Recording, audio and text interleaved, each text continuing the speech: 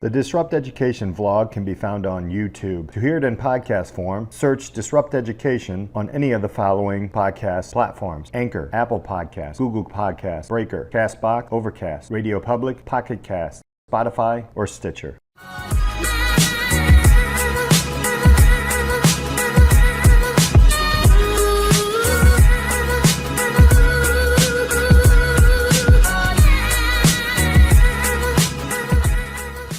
Welcome to this episode of Disrupt Education. I'm Peter Hostrasser, the host. Hey, thanks so much for hanging out with us. Do me a favor, hit that subscribe button, and you can catch what's going on all over the world in education reform and, well, basically what's new in education. On today's show, I've got a great guest. 10 years to 11 years of online tutor coaching, way before this crazy pandemic. Joanne Kaminski is with us today. Thank you so much for being with us. Oh, you are welcome. I'm excited to be here. Yeah, awesome. Well, let's jump right in. Let's talk a little bit about who you are and what you do. What is the Online Tutor Coach, and what are you doing these days? Yeah, absolutely. So I was a classroom teacher, like you mentioned, for 10 years, and I loved being in the classroom. I taught third and fourth grade students, and I had the amazing ability to be able to teach the reading program that we had to other teachers.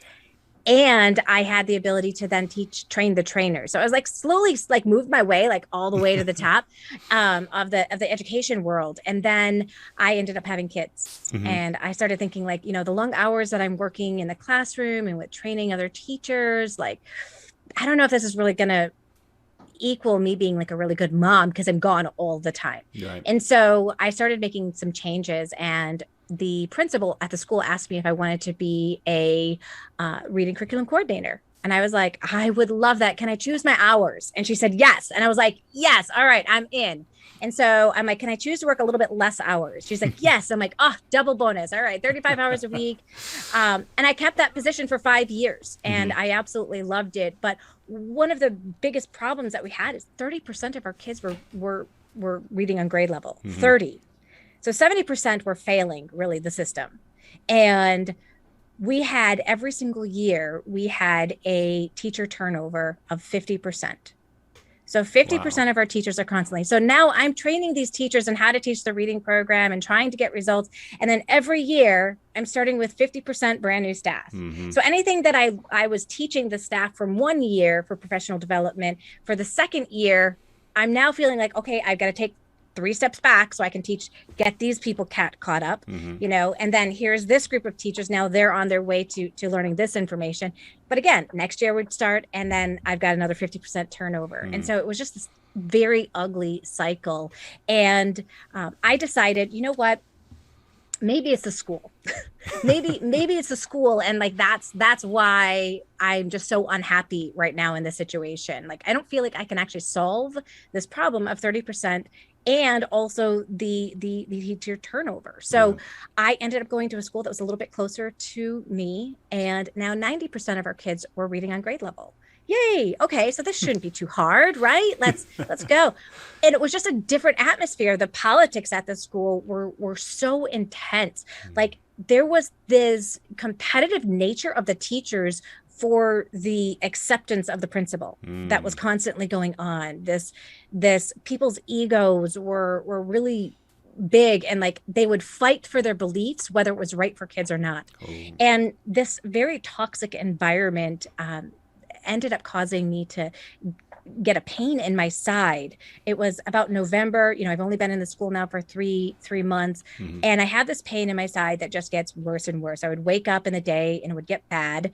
The next day I would wake up, it would be okay. And then it would get worse as the day would go on.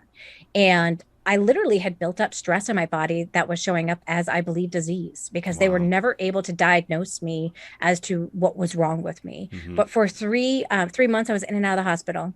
And then finally I took a leave of absence. And when I finally came back, it's probably now May. I only have 2 months left, right? I come back in May, and I'm sitting at my desk, and I just hear this voice saying, "You were not meant to be here." And I thought, yes, I'm not happy here. And I decided that year I wasn't going to sign my contract for the next upcoming year. And my husband was like, "Are you crazy? Like, what? Like, no, you have to. Like, this isn't." I'm like, "I can't. I have to take care of my health. I Mhm. don't know what is going on with me. I've tried to change my diet. I've tried to, be more rested. I've tried to do all of these things that everybody tells me I'm doing all the right things, and I still don't feel like I'm getting healed. And I don't know what the issue is. I don't know what the problem is, but I got to figure this out." And so it made me realize that there are a lot of things that I didn't want to really acknowledge about the school system at that point that were really causing some problems for me. And for me, I believe that the kid has to come first. Mhm. If the child is struggling with something, I want to be able to narrow down what is it and teach it. I don't care about curriculum. I don't care about people's egos. I don't care about what method people use. If you can just like put the kid in front of me and we can solve the problem and be done, cool. It's not about what is the best teaching method or the best way to do this.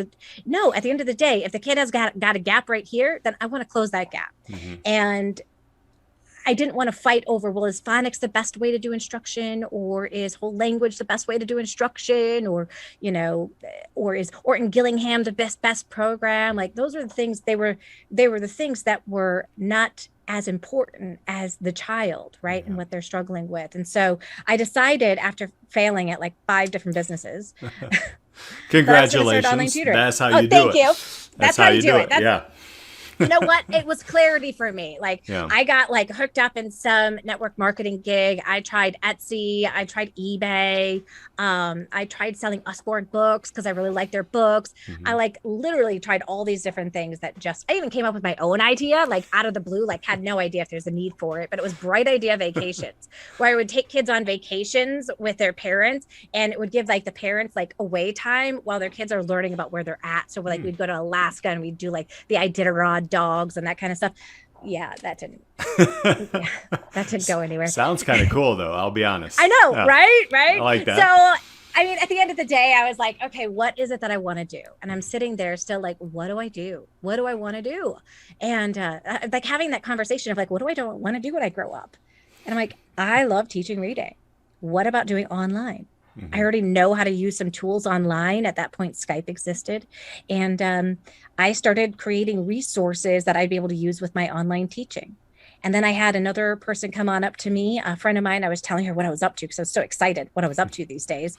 And so she's like, "Well, how are you marketing it?" And I was like, uh, I actually haven't started marketing it.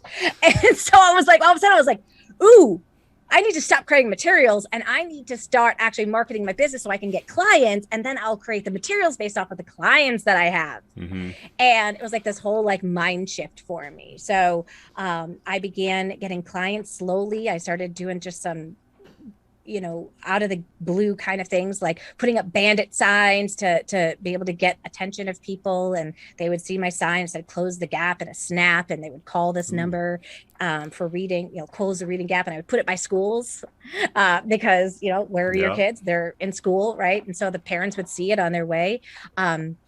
And I would get calls, and I had people, then referring me as soon as it started to grow. It started to snowball. And then I started learning online tactics to be able to getting students. And after 2 years, I finally got myself booked solid. And with the online tutor coach, I decided I want to actually tutor other tutors or Mhm. teachers how to start their own online tutoring business and be effective and be able to learn without having to bang their head against the wall like I did for so many things. Like I had to learn so many things like email marketing, website design, all those kinds of things that I wanted to be able to help tutors so that they didn't have to go through all of that headache that I had to go through. Yeah. Now, honestly, well, let's jump into now, right? There's a lot of teachers who are in that position and even more. So I think because of the stresses of COVID and all these different things that are happening, the quick shifts, I think a lot of us don't want to go back to the way it was. We want to move forward, but is going to be this shift. So, talk a little bit about who does come to you. What are these? What are the teachers like? Are they burnt out? Are they give a few examples of what it's Oh, like. So absolutely. yeah. Yeah, I have like three main types of people that come to me. Mm-hmm. Those teachers that are right out of college that they can't get a job. Hmm. And so they want to start tutoring because they're like, well, maybe this would be a better fit anyways. Those are younger people that Mm-hmm. maybe they're starting families, and they're trying to think of, well, how could I still do what I love, but, also be present when I do get pregnant or something Mm-hmm. like that. I have those teachers that are burnt out and they're just like, I just can't do it anymore. The late hours, the lesson planning, the, meetings upon meetings upon meetings. Like, I just want to be able to teach. And I feel like I don't get to teach. It's classroom management. They're done with the classroom management. They just want to be able to help kids move forward. And Yeah. so I'll get a lot of those teachers. In fact, Adele Southhill, oh my gosh, I love her to death. She just joined my Jumpstart Your Online Tutoring Business Masterclass 2 months ago. Mm-hmm. 3 weeks ago, she left her teaching job and she had 8 students right out of the gate that she was able to start working with. Nice. Because she had joined my program showing how to get clients, how to get students. So she didn't have to sit there and think about, well, should I or shouldn't I leave my job? Or how long is it going to take me to really get this up and going? Is this sustainable? And a lot of the teachers that are leaving the teaching system, they feel like it's a risk. Yeah. And it's only a risk if you don't set yourself up for success, right? Mm-hmm. Anybody who joins our community, they're going to set themselves up for success with this. But they think, oh my gosh, I'm going to lose my 401k. I'm going to lose my benefits. I'm going to lose my insurance. This is the safer way for me to go. Mm-hmm. And I'd have to say, is it safer than making 6 figures? Right. Because today I'm making 6 figures as a tutor. Mm-hmm. So is that safer or is that holding you back? Like those kinds of things, like that false sense of security, a lot of times holds them back from really taking this to the next level and building it to where it can be. And then your health, right? Sorry, I know you're going to go to the third type, but your health as well, right? So that comes into play. So, yeah. I do have a lot of those teachers that do have health problems now. Sure. Yeah. Or they have kids like this year, a new type of teacher came into the equation. They have children that have health issues and they're staying home to teach their own child and they didn't go back into the school system. So they're like, well, now I need to make an income. How am I going to do that? And then they find me. So there's that kind of group of people that have found me. And then I have retired teachers. They don't want to stop teaching. And for some reason, our school system is so messed up, you guys, that it thinks that if you're a retired teacher, that you should make between $15 to $20 an hour now. Yeah, right. We're going to pay you. We're going to pay you half of what we used to pay you, at least, or even more than half than what we used to pay you when you worked in the school system full time. You have the most knowledge. Are you kidding me? And you're going to pay them the least amount of money to be able to do some tutoring inside of the school. Like, that's ridiculous to me. Absolutely ridiculous. Yeah, no, it is truly amazing. There's so many different avenues. I think you're going to have that fourth or fifth type of teacher coming in to, like, again, we've gotten a taste. I'm in the system and I'm outside the system. I'm all over the place. But we've gotten a taste of, Wednesdays, I'm home. And they're cleaning the school or doing whatever with all the COVID stuff. But like the bottom line is, I like that. Yeah. I can get up, walk my dogs, come back. Yes. Now my time isn't 100% my own, but if it was, so I like that flexibility as well. So let's back up into kind of your educational path. Like, so, some things I like to share with the listeners is, okay, so how did you get here? So what, we know you're a reading specialist and then you went into these schools and then now you're owning your business. We're going to get back to that in a minute, but like your own educational path, what was that like? And where did you go? Where'd you come from? Yeah. Well, I actually came from being a struggling reader. Like, okay. We'll go right to the roots. Let's go. I struggled with reading, and I remember when I was 5 years old, sitting in the living room on Thanksgiving Day, and I had a book in front of me, and I wanted to read it, and I couldn't. Oh. And I was like, I just want to read this to myself, right? Mm-hmm. And I couldn't. And I had this deep desire. And I looked at my mom and I said, can you read this to me? And she said, I'm a little busy right now. I mean, it was Thanksgiving, right? And then I look at my cousin. I'm like, can you teach me how to read? She's like, I don't know how to teach you how to read. And I was like, just like, I really wanted to learn how to read. I had no idea as I began going through school that I was going to be one of those kids that suffered and struggled with reading so much. And it was in sixth grade that my mom went to a parent teacher conference and she said, your daughter is struggling with reading and you need to sit down, be able to read with her, try, you read a page, she reads a page. And it was like the best advice in the world. So my mom comes home and she's like, hey, we're going to read a book together. We're going to read Anne of Green Gables. I was like, okay, cool. We got all snuggly inside of her bed. I read a page, she read a page. And for the very first time, I saw mind moving in my head. And I had never seen one of those before because I was struggling with comprehension. I wasn't necessarily struggling with how to read the words. I was struggling with being able to see that picture inside of my movie. It wasn't unlocked for me. And even when teachers read stories for me, there was no picture. It was just their mouths moving and words coming out. And so I didn't even know that that was a problem for me. But that movie happened with my mom sitting there, and I will just never forget that moment. And from then on, the next thing that ended up happening, I go into seventh grade, and they tell me I can't go into a Spanish class because I was struggling with reading because my scores that year on that state test, where my mom started reading with me, right? They were using those scores to determine if I can go into a Spanish class, and I couldn't. And so now I felt dumb. I felt like I'm just this dumb kid who, I'm not that great. And I go through high school, and I went through high school with that stigma in my head. I'm dumb. I'm not as smart as the other kids. Like, they just learn quicker than I do. I have to study harder than they do. And, I was really, really down on myself and had a low self-esteem because of it. And I remember my parents buying me this program called Where There's a Will, There's an A. And it was one of those very first programs that like existed to be able to help kids. And I got that program and I started teaching myself how to study better and all of that. And I ended up graduating from high school 11th in my class. Now, I did not know I was that smart. The entire time I went through high school thinking that I'm not that smart as all the other kids.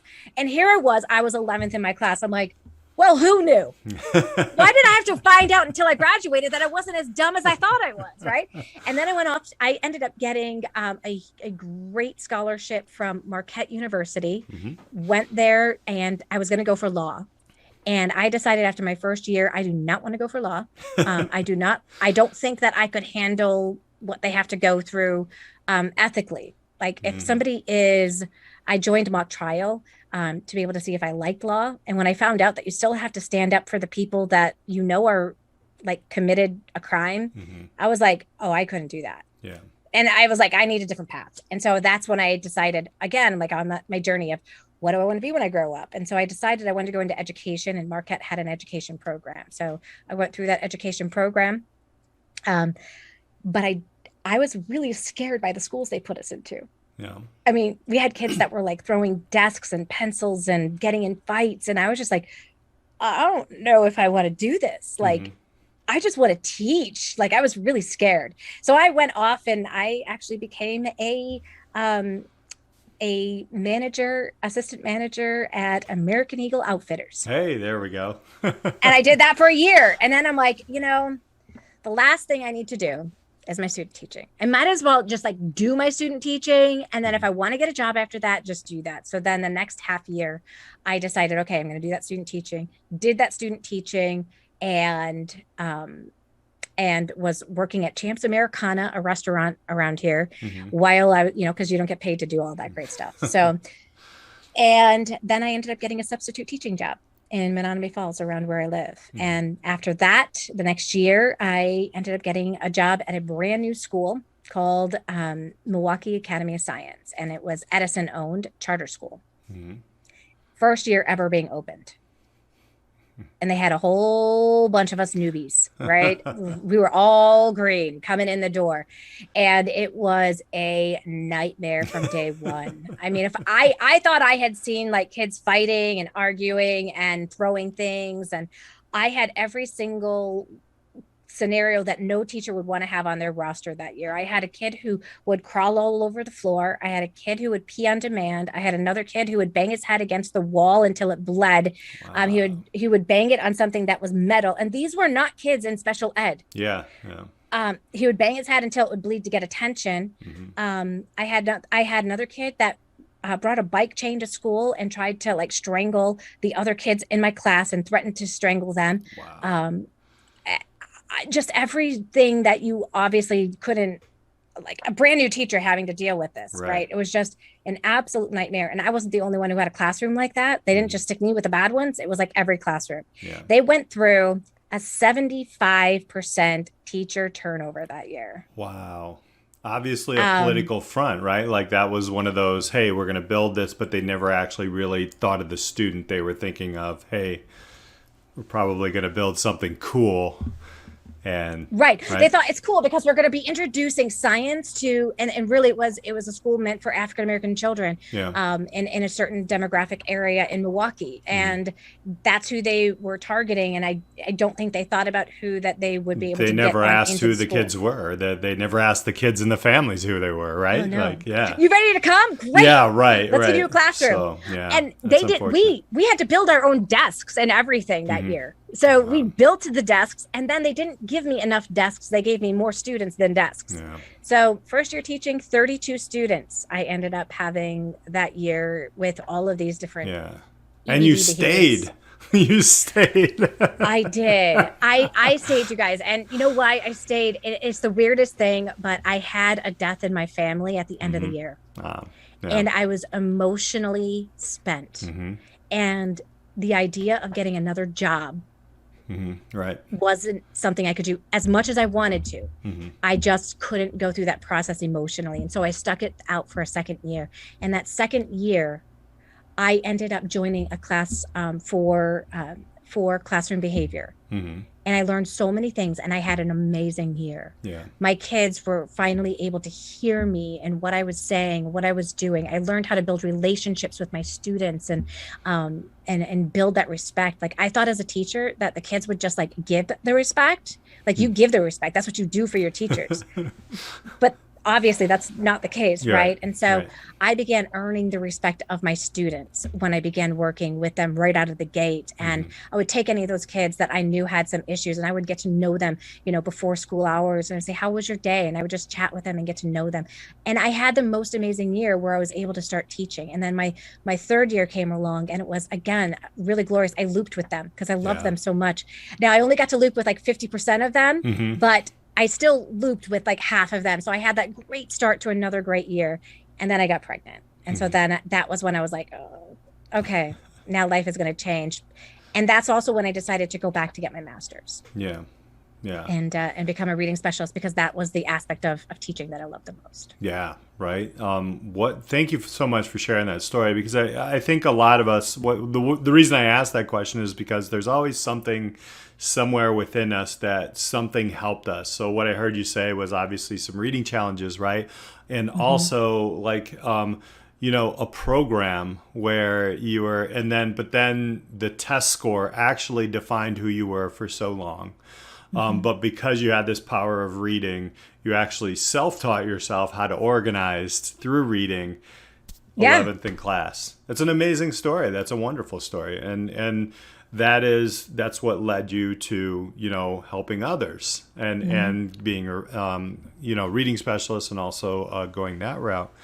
So with all of that, before we go into, some of the services and how people can find you and those things, education, it's all over the place right now. Let's be honest. And there's some great things happening. There's some scary things happening. I think some of the old things that, we've all been involved in. I was not a reader in high school. As a matter of fact, I read probably a book every other week now. I love it. But I hated, I think I read one book in college, for crying out loud. I don't know how I got through, but Cliff Notes and things. But but so education now, what are your thoughts on it, and where do you think would be one big change that you could see that should probably happen in the next year while we go through the, whatever you want to call it, the remainder of the pandemic, or the next year that we're going through these things? What do you see? That's a big question, but I'll let you. It's there's so many aspects. I'm gonna approach it from two pieces. So I think number one is curriculum. While I understand we need to have like a curriculum based type of instruction, having a little bit more freedom with teachers to be able to know what their students need versus it being so structured. In the schools that I was in, it was my job to go in and observe and give feedback. They call them instructional coaches now, and I pretty much had that position, right? And teachers don't want feedback. Like they have to ask for feedback in order to take the feedback. And so teachers should have the ability, I think, to choose if they want to get better at their craft and have that ability so that they have some say in it versus, hey, somebody's just going to pop into your classroom today and they're going to give you feedback, and some of it's going to be good and some of it's not going to be good. You're not going to like it, right? They don't prepare them for that. And so it's a really nasty cycle. It also makes those instructional coaches like the worst hated teacher on the planet because nobody wants to see you. Like they're like, they hide their head when they see you. It's like, oh God, no, not this lady again.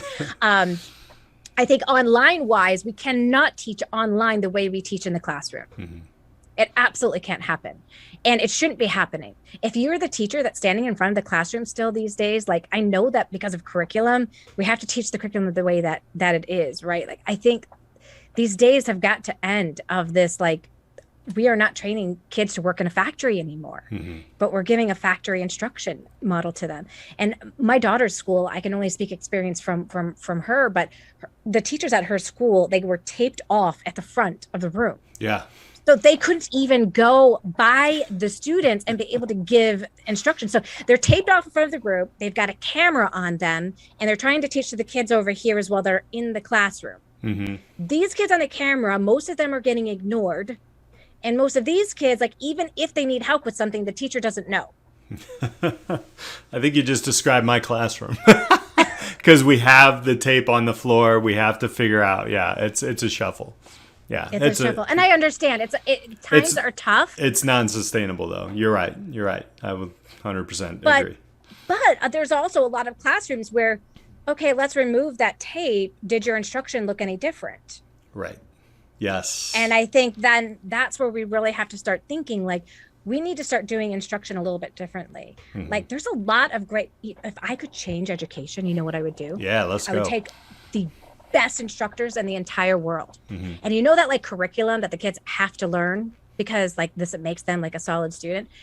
If they have to learn it, let the best of the best teach them and have them make like amazing videos where they can watch, and then have the teacher be interacting with the kids, so that, yes, they can get that content. They could do that as homework, which, they don't do homework, right? Like a lot of the kids aren't turning in homework, but what if they were to watch a video at home, like flip the classroom? We've had this model of flipping the classroom, flip the model with amazing teachers who are going to keep the kids' attention on video. The videos are like starstruck, awesome, like stuff that they actually want to watch, like Bill Nye the Science Guy, right? They're sitting there, they're engaged, they're loving it. And then when they come into the classroom, now they're doing, they're doing group work. They're in small groups with a teacher who maybe is helping with the kids that don't understand certain concepts.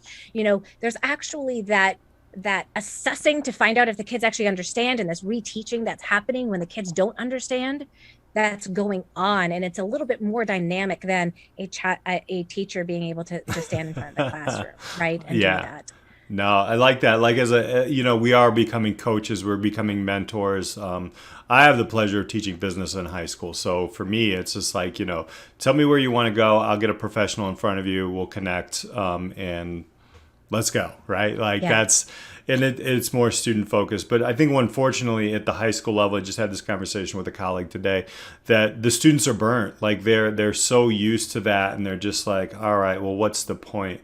And I do honestly, I do more coaching about, here's a point. You're worth something. You have some value. What do you want to do now? How do you want to change the world? I never ask like, what do you want to major in college or whatever? I like, how do you want to change the world? Who do you want to be? What's your value? So totally agree. And it's difficult to do a lot of the things that we're being asked to do in the classroom.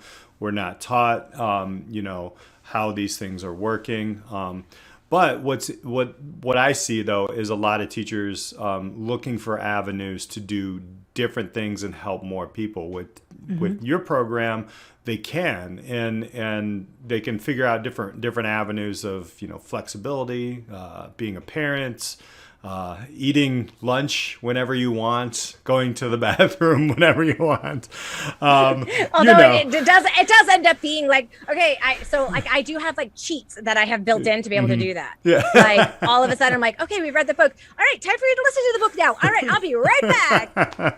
We used to do that on radio. We would play the long song, like the 7-minute song to go to the restroom. But I love that. So you have a lot of different places where people can find you, and you have a lot of content out there. I wanted to give our listeners a chance to connect and to see, hey, where can they find Joanne and some of the stuff that you're doing.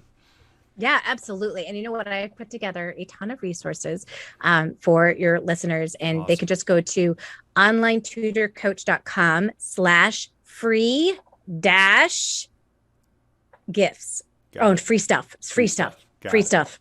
Free stuff. Yeah. And you'll be able to get free stuff there. So there you'll be able to find my YouTube channel where I have a ton of how-to videos, like how to do certain things, different programs, different resources, other tutors that I chat with. You get to see other tutors that are successful that I've been able to work with, and all of those great things you'll be able to see on inside of there. You can find me on Instagram as Online Tutor Coach. I'm loving Clubhouse these days, so you can find me there as Joanne Kaminski on Clubhouse.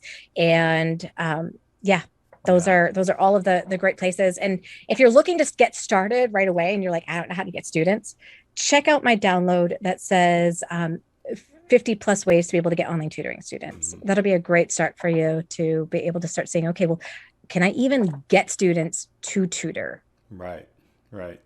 Yeah, I mean, I actually ran across, I think it was like 3 weeks ago, about, it was just a great topic. And I watched about half of the live stream, but it was how much should I charge? Just simple things like that. You got some great content. There's a lot of questions that us teachers have, and you have a great place for that, your YouTube channel. Obviously, Clubhouse is blowing up.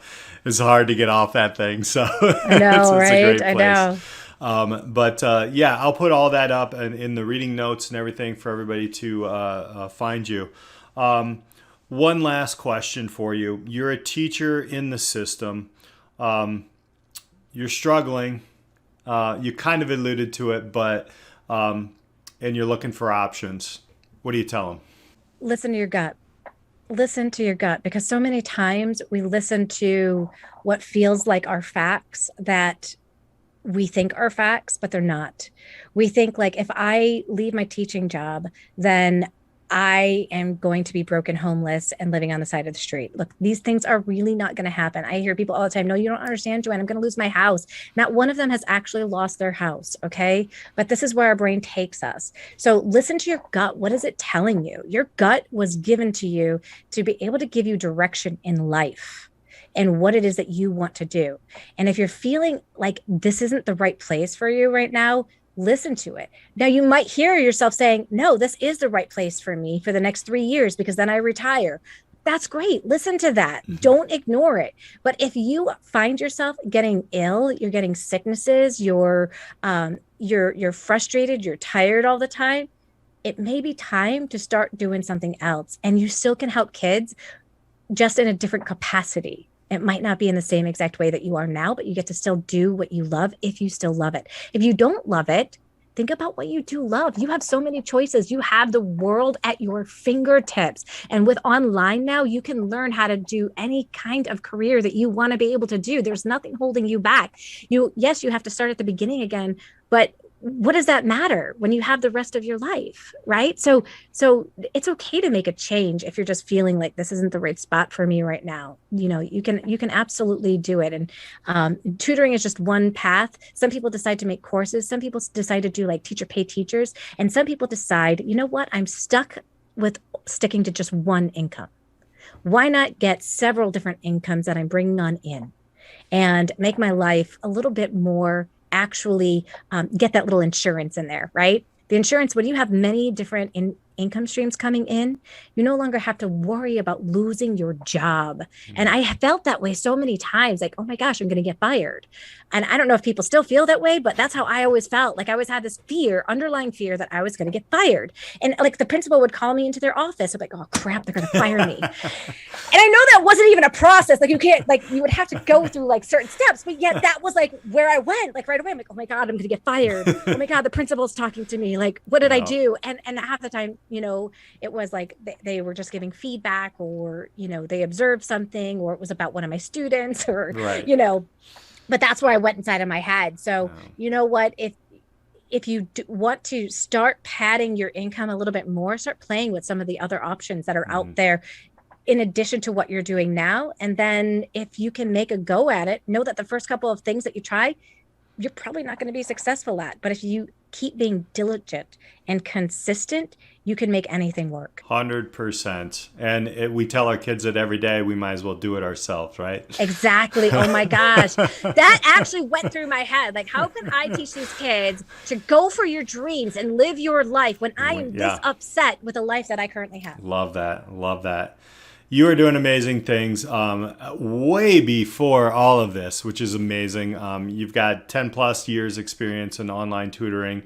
Skype, you threw the Skype out there, that's almost like, MySpace. So, but right? Hey, but so it is, it's great to have you on the show. I really appreciate you sharing your story and your path. And, again, I hope people who are looking to at other avenues, and tutoring is one of them, you're the place to go. So thank you so much for sharing your story, Joanne.